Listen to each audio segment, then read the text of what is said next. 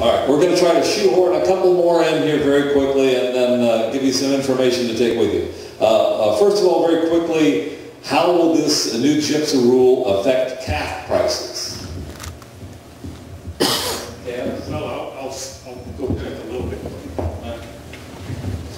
A statement I made a little bit earlier, and it goes back to Bill's pyramid. Trickle down only works in a competitive market. And these rules will enhance competition at the fat cattle gate, at the feedlot gate.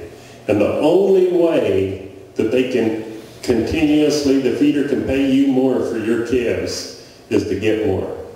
And those price signals have been coming back to the cow-calf man all along that we've got too many cows, boys, and no incentive for expansion.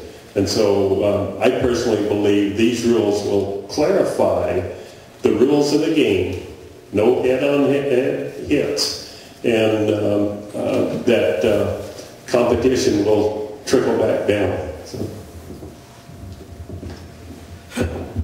You know, you go to a quality base, and I believe it's going to enhance it. You raise the good ones, believe you, you're going to get paid more for it once you have an open free market.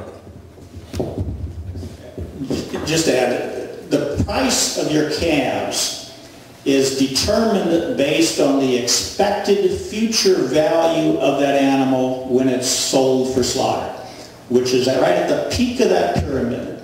And to the extent that this rule is going to restrict the packers from engaging in those anti-competitive practices and deceptive practices that could lower that price of that fed animal, you as cow-calf producers will be further protected, and your prices are going to be more reflective of an unrestricted supply and demand marketplace. So this rule, to the extent that we know manipulation is occurring at the peak of that pyramid, thus the future expected value of fed animals is actually less than what a competitive market would dictate, this rule will restore competition and therefore restore the opportunity for cow-calf producers to receive a more competitive price for their animals, not subject to the expectation that eventually the animal's price is going to be manipulated by the packers. So we think it is going to increase the overall price. And Randy mentioned something earlier about the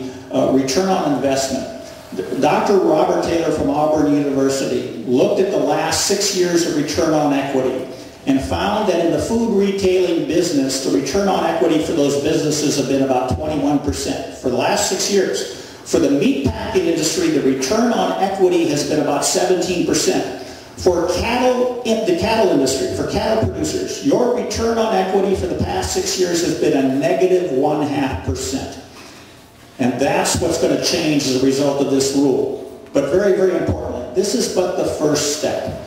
This is the first step to stopping the trend of industry capture by the packers. Once we get this rule passed, we better be looking at the actual tools the packers are using to actually facilitate their abuse of market power on the industry. This is the first step, but it's a critical step because if we don't get this done, we're going to continue down the path as the hog industry and poultry industry is already following.